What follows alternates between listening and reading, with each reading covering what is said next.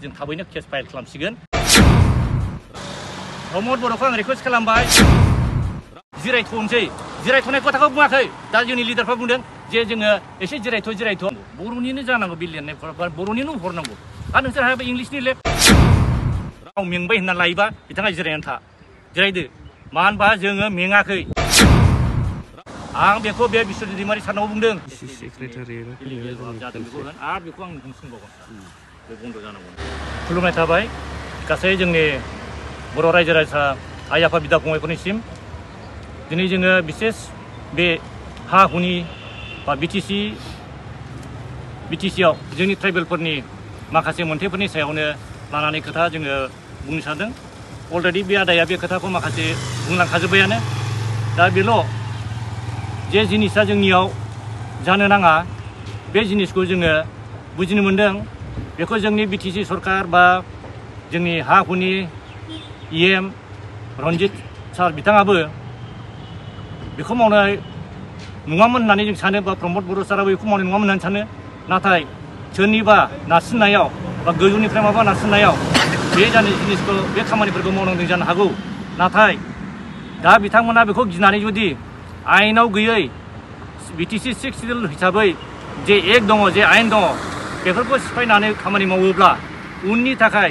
जोंनि बे एडमिनिस्ट्रेसन बा बिटिसि सरकारा सालायनांगौआ जों उनाव माबायदि सालायगोन बे मोनसे लुज जानानै थागोन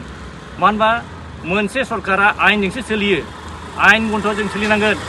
दा जेरै जोङो बेखौनो होनबाय थादों जोंहा हा हुनि मोनथाया जोंनो जेखाय होखाबाय सासे बिफाया गावनि फिसाला सासेनो नामजारि खालामनानै होबाय आरो बे हाखौ गुबुननो होनो हाया दस्रायाबो रायलायनानैबो होनो हाया बे बिफायाबो बेखौ दस्रानो होस्लायफिननो हाया दा बे बिटिसि 6 सिडिउला जोंनो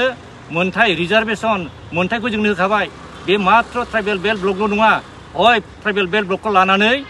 बे बिटिसिखौ दानाय जादों खिन्थु जेरै हाया ओरै एसे दखर हाखर हाला थायो बेबो बे हाखराबो बे माहाजोननि हायाबो बे माहाजोननि नोंखायनो बेखौ दानख'बालानो कन्टिगुवास हिसाबै लादों दा बेवहाय एसे आवगायाव जेखौ जों माने बेखौ नन रिजार्भ बा बेल्ट ब्लकआव गोलैयाखै होनदों बे बेल्ट ब्लकआव गोलैयैखौबो बे बिटिसि जेला जाबाय होनबा बे कन्टिगुवास बे सिङाव जे बिटिसि सिडिउल जाबाय बे गासैबो रिजार्भ बे रिजार्भ माने ट्राइबेल एरिया लेन्ड बियो ट्राइबेल लेन्ड बियो बेवहाय खुनु माने गभर्नमेन्ट कास्ट लेन्ड बे 6 सिडिउलनि बायह्रायाव बेबायदि नङा जोंनि मानसिफ्रा बे कनसेप्टखौनो मोजाङै जोंनि दैदेनगिरिफ्रा मोजां बुजियाखै मोजां बुजिनानै लायाखै बिटिसि 6 सिडिउलखौ बिटिसिआव सोरबा गभर्नमेन्टआ बानायनाय होननानै सोरनिबा होननानै बेखौ नारगारनानै दोननो नागिरदों नाथाय बिटिसि 6 सिडिउलाव जोंनि एकदम सिकिउर सेफटिनि थाखाय जोंखौ बानायनानै होखानाय बेखौ बे बिजेपि गभर्नमेन्टआव बानायदों बे जादों LK आडबाणीनि आरो बे जोंनि अटल बिहारी वाजपेयी बिसोरनि अननायाव बे बर'फ्रा सेस जानोसै होननानै बेखौ बै समावनो होदों दा आङो बुंनो हागौ जों बुंनो हागौ जों बुंनो सानो जे बिटिसिखौ बिजेपिनि दिनाव बानायदों बिजेपिआ बानायगोन होननानै नोंगौ बिजेपिआ बानायनो हागौ खिन्थु बे दानि गभर्नमेन्टआ जोंनि आसाम गभर्नमेन्टआ बे बिजेपिआनो जा सोरबा दस्रा पार्टियानो जा आसामाव जोंनि एगेन्सि मावग्रा आसामिस नाथाय सेन्ट्रेल गभर्नमेन्टजों जुदि डाइरेक्ट खामानि मावोब्ला जुदि दिनै बिश्वजित दैमारिया नंगौ मोजां मावदों जों मिथिगौ बर'नि थाखाय बे मोजां मावदों बा सासे रोंगौथि गोनां हिसाबै मावदों बे बिश्वजित दैमारि बादि जोंनो गोबां ओंखारनांगौ बिश्वजित दैमारि बादि मावनांगौ नाथाय जोंनि आसामनि आन्दाराव नङा बे बिजेपि मावोब्ला डाइरेक्ट सेन्ट्रेलजों डाइरेक्ट माने दिल्लीजों डाइरेक्ट दिल्लीजों मावोबा जोंनि खामानिया बिटिसि 6 सिडिउल जेरै जादों बेबादिनो स्रा जागोन नङाबा बे आसामनि सिङाव आसामनि बिजेपिनि सिङाव मावनानै आसाम गभर्नमेन्टनि सिङाव मावनोब्ला बे जोंनि बिटिसिआ माब्लाबाबो मोजां एडमिनिस्ट्रेसन खालामनो हानाय नङा दिनै दा नोंजों नुबाय बे हाया ST LAC दाख्लै जेरै एप्रुभ होदों आदाया बुंलांबाय बे एप्रुभ होनाय हाया गुबुन हारिनो होनो मोनला बेहाय जोङो होनदों बे केटेगरि बानायदों OBC SC प्रोटेक्टेड क्लास होननानै बिदि होदों खिन्थु बेबादि गैला मानो होनबा बे 6 सिडिउल माने बियो ट्राइबेल लेन्ड जाबाय ट्राइबेल एरिया जाबाय बेखौ खुनु गोदो दस्रानो हाला बिनि आवगायाव गोदो हायोब्ला हायोमोनगौमोन खिन्थु दा नंला 6 सिडिउल जाखांनायनि उनाव आरो दा बेखौनो बुंदों मानसिफ्रा मोजाङै बुजिनो हायाखै 6 सिडिउलाव मा दङ बे 6 सिडिउलखौ मोजाङै फरायब्ला बुजिगोन जे ट्राइबेलफोरनि थाखाय होनाय हाया 6 सिडिउलाव बे हाखौ दस्रा बे जोंनि बिटिसिआ जादों एमेन्डेड 6 सिडिउल बेवहाय एमेन्डेड 6 सिडिउलाव बै जाय मानसिफ्रा थाखानाय जायहा गोदोनिफ्रायनो हा दंखायो बिसोरसो क्वालिफाइड बिसोरसो इलिजिबल बे इलिजिबोलफ्रा गावसिनि बिथोराव हा फानलायनो हागोन बायलायनो हागोन बिसोर जेबो उसुबिदा थाया बिसोर इलिजिबोल खिन्थु दा बैहा हा गैया 2003निफ्राय सिगाङाव थादों ओंखायनो थानो मोनो बे नङा बे सिगाङाव 2003नि सिगाङावबो थादोंबा बेनि आवगाय 95 96आवबो थादों बै समावबो थादों खिन्थु बिसोरो बै समावनो हा मोनखायाखै मोना मानो होनबा बिसोर इलिजिबोल नङा बिसोर आनअथराइज थादों थानो मोनगोन बिटिसिआव थानो मोनाखौ होनाखै थानो मोनगोन खिन्थु हानि मोन्थाय मोना बे खोथाखौ जों बुंजादों बिटिसि 6 सिडुलनि माने 2003निफ्राय जे थानो मोनो होनदों बे थानो मोननायखौहाय जोंनि सरकारा गभर्नमेन्टआ बा जोंनि लिडारफ्रा बुजिनांगौ बेहाय दानि पजिशननि खोथा गैया बे सिगाङाव मावबोदों बेबायदि मावदों बेबायदि होदों बेजोंबो खोथा गैया सिगाङावबो बेखौ मोजां मथे स्टाडि खालामाखै 6 सिडुला मा खिन्थु बे जिनिसानो इलिगेल जाबाय थादों बे इलिगेल जानायखौनो आरो दाबो एखे धरनि मावोब्ला बे बोरै जागोन बेवहाय जाय हा इलिजिबोल होननाय माने जाय हा पार्मानेन्ट हा दंखायो बिनि फिसा फिसौआ इनहेरिटारि हिसाबै बियो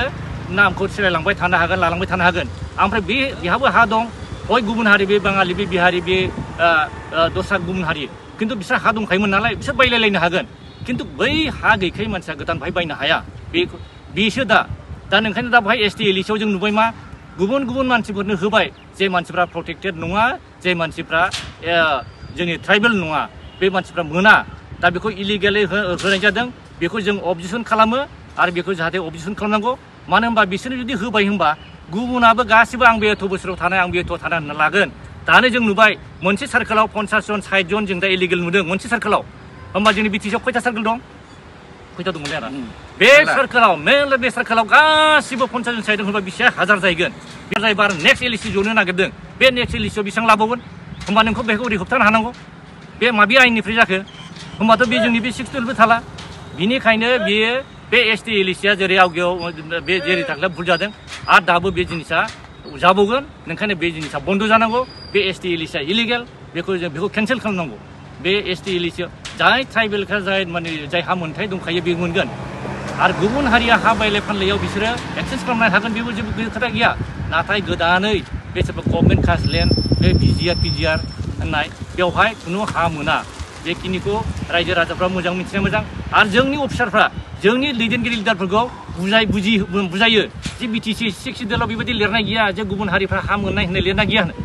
लिरनाया बे एगाव थाया बे बिटिसि सुक्तियाव थाया खिन्थु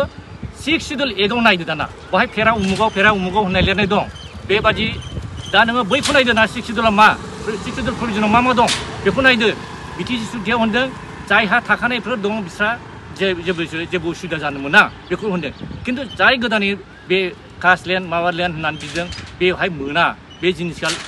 6 सिडुलाव दङ मानो होनबा 6 सिडुला नों गार' हिल्स मेघालयफोरनि बादि बा मिज'रामफोर बादियाव बा कार्बि आलं बादियाव नायदो बेहाय 6 सिडुल होनायाव रावबो नन ट्राइबेल बा अन ट्राइबेलफ्रा मोनाखै खिन्थु जोंनिया एमेन्डेड 6 सिडुला मा बेवहाय एसे माखासेफोर दंखायोमोन नालाय ओंखायनो सोरबाया ट्राइबेल बेल्ट ब्लक जानायनि आवगाय सिगां दं बिसोरबो दं खिन्थु बेल्ट ब्लकआव मोना दंब्लाबो दंजा सोरबा दं होनना बुङा बे इलिगेल खिन्थु दा नैबे 6 सिडुल जाखांनानै जेब्ला बेल्ट ब्लक नङियाव दङ होननाया बिसोरो जायहा हा दंखायो बिसोर थानो मोनो बे जिनिसखौसो जोङो क्लियार काट जानांगौ बुजिनांगौ आरो बिनि बादै दा गोदान खुनु रावनोबो हा होनो मोना बे खोथाखौल' जोङो दा जोंनि दिनैनि बे मिडियानि गेजेरजोंहाय दा बेखौ बुं जे नै बाहायनो होनखानाय दङ जायहा हा दंखायो बिसोरनि थाखाय जेबो उसुबिदा 4.3 नि बियावबो नाय बाहाय होनखानाय दं बिसोरल' जेबो उसुबिदा थाया बिसोरखौ जोङो माने बिसोर हा मोना होननाय गैया खिन्थु गोदान जाय मानसिफ्रा जेबो हा मोनाखै बिसोरनि थाखाय हा गैखायामोन बिसोर मोना बे खोथाखौ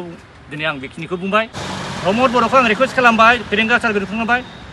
गासै सार्कोल अफिसारफ्रा नन ट्राइबेल जाजोबनानै दङ ट्राइबेल अफिसारफोरखौ लाबो मानो होनबा बिसोर ट्राइबेलनि सेन्टिमेन्टजों खामानि मावगोन होमबा जोंहा ट्राइबेलनि थाखाय मोजां खामानि मावनो हागोन बेनिखायनो आरो जायहा बिटिसिआवबो दङ सेक्रेटारि जइन्ट सेक्रेटारि दं बिथांमोनहा एन्टि ट्राइबेल दं माखासे आरो माखासे आरो प्रिन्सिपाल सेक्रेटारिनिफ्राय लानाय सेक्रेटारि जइन्ट सेक्रेटारि बिसोरो एन्टि ट्राइबेलनि खामानिखौ मावगासिनो दं जों नुदों आरो माखासेयाथ' बिराद कराप्टेड आरो सोरबाया 3 बोसोरनि बारा जाबाय बेबादिखौ माने एक्सन लायाखै आरो बिसोर खालि बियो आसाम गभर्नमेन्टनि माने रुल आसामनि माबा बा आसाम गभर्नमेन्टआ थिननाय बादि आसाम गभर्नमेन्टनि आयेन बादिसो माने नाथाय बे बिटिसि 6 सिडुला एक्सट्रा एडमिनिस्ट्रेसन बियो बेहाय खुनु आसामनि रुलजों बेहाय सोलिथारनांगौ बे नङा जे जिनिसा बेहाय जोंनाव ट्रेन्सफार साबजेक्ट जाबाय बे ट्रेन्सफार साबजेक्टखौ जोङो आयेन बानायनानै जों सालायनो हानाय दङ नाथाय बे जिनिसा लुज जागासिनो दं जोङो लुबैयो प्रमद बर' सरकारा थिग আছে बेखौ मोजां खालामलाङोबा बेफोरबायदिखौ नोजोर होनानै थाङोबा आरो सोलिबावथों आरो सरकारा फैबावथों खिन्थु बेफोरबायदिखौ खालामलाङाब्ला जोङो बिदि लुज नुयोब्ला जों माब्रै जोङो मोजां मोननो हागोन बेनिखायनो जोंथ' लुबैयो फेरेंगा सारमोन थादों बयबो इउपिपिएलआव मोजां एमएलए दङ मोजां मानसिफोर दङ दिनै जोङो बिदियाव मानसिफोरखौ जों नायनांसिगोन जे जोंहाय पार्टिनि खोथा गैया जोङो जाय मोजां मानसि बे मानसिफोरखौ जों नायहरनांगोन एबार मानो होनबा नुबाय जे जोङो माखासे आयेनफोरखौ मिथियाब्ला आयेनफोरखौ जुदि बाहायनो नागिराब्ला लिडारल' जानानैथ' जानाय नङा नैबे खोथाखौ जोङो रायजो राजाफोरखौ नोंखायनो सांग्रां जानो थाखाय खावलायहरबाय जे जोङो गाव जे सासे सिटिजेन गाव जे सासे भेलु गोनां सिटिजेन जों जे राजा बानायगोन बे राजा बानायनायाव ओरैनो दैयाव थांगार होनो नाङा जे आंनि 500 मोननाय 1000 मोननाय इलेक्सन समाव मोननाय बेखौ जों थांनो नांला जोङो मा जाय मानसिया मोजां इउपिपिएलआनो जा बिपिएफआनो जा बिजेपिआनो जा मोजां मानसिखौ सायख'नो थाखाय बे सायख'नाय बोथोरा फैबाय बेखौनो जों नुबाय जे सोरनिबा सायावल' जों डिपेन्ड खालामनानै जाया सोरबा मोनसे पार्टिनि सायावल' जों डिपेन्ड खालामनाय सोरबा मोनसे गभर्नमेन्ट सायावल' बड'फा उपेन्द्रनाथ ब्रह्मआ दावनो बाहाय दङ नायगासिनो दं जोंखौ बे बुंदों बड'फा उपेन्द्रनाथ ब्रह्मआ जे जोङो नांलांबाय थानांगोन जेसेबांसिम जोंनि गला सौयागौमानि बर'ले रायजो जायागौमानि जे जोङो नांलांबाय थानांगोन बे खोथाखौ बुंदों नाथाय बुङाखै जे बियो जिरायथ'नाय खोथाखौ बुङाखै दा जोंनि लिडारफ्रा बुंदों जे जोङो एसे जिरायथ' बड'फा उपेन्द्र जिरायथ'नायखौ बुङाखै जेखौ मोनदों बेखौ लागोर जुदि बियो जोंनि थाखाय नङाब्ला बेखौ जाबगार आरो गोदान नांगौ जायनि थाखाय बिएसि गारदों बिएसि गारनानै लोगो आरो जोङो बिटिसि नांफिनदों बिटिसि नांफिननो मोननाय लोगो दे थिग আছে आरो बिटिसियावबो आवगायावनि मानसिफोरा बुंदों दा जाय सरकाराव थानाय मानसिफोरा दा मोननै मोनथाम सरकारजों ज' जादों बिसोर बुंदों जे बिटिसियाव हा हुनि सेफगार्ड गैया बिटिसियाव गैया होनदों गैयाबा बेखौनो थिग खालामदो जायनि थाखाय जों बिटिआर फैनायखौबो जों मोजां मोनदों वेलकाम खालामदों जे बिटिआराबो दे नामखौ सोलायदोंब्लाबो बिटिसि 6 सिद्रान जेरै हिमन्तआ बुंदों आसामनि सिएमआ जे जों बिटिएडिखौल' चेन्ज खालामनानै बिटिआर खालामदों मोजां नामखौल' चेन्ज खालामदों जोंबो नामखौ एक्सेप्ट खालामबाय बिटिआर हिसाबै बिटिसि 6 सिडुलनि जेसेबां जुदि माबाया दंजोबोब्ला प्रभिजनआ दं होनबा खिन्थु दिनै गावनो बे खोथाखौ बिदि बुंदों खिन्थु दिनै बिटिआर जानायावबो गैला होननानै दा गाव मानो बे जोंनि ट्रेन्सफार साबजेक्टफोरखौ बा जोंनि बे हा हुनि खोथाफोरखौ गाव डिमिनिसिं खोमोरलांबाय थानो नागिरदों बेनि थाखायनो जोङो बुंनांगौ जादों जे आसाम गभर्नमेन्टनि सिंजों जुदि थांबाय थायोब्ला जोंहा बिसोर सालायनो थाङोबा जोंहा गोबां खहा दं जोंनिया उपेन्द्रनाथ ब्रह्मनि आइडिय'लजिजों लादो जे जोङो मेङाखै जेनेबा सोरबा मेंबायब्ला सोरबा लिडारा सोरबा पार्टिनि लिडारा गाव मेंबाय होनना लायोबा बिथाङा जिरायनानै जिरायदो मानो होनबा जोङो मेङाखै गोबां बर' फिसा दाबो गामियाव हुलुस्थुल जानानै दं जे जों माबोरै जागोन जों मारै जागोन बिसोर होनदों जों मेङाखै खिन्थु सोरबा लिडारा मेंनानै जुदि मेंथ'बाय जों जिरायथ'ना ओरै मावनोसै होनबा रायजो राजाफोर बेखौ दा खोनासं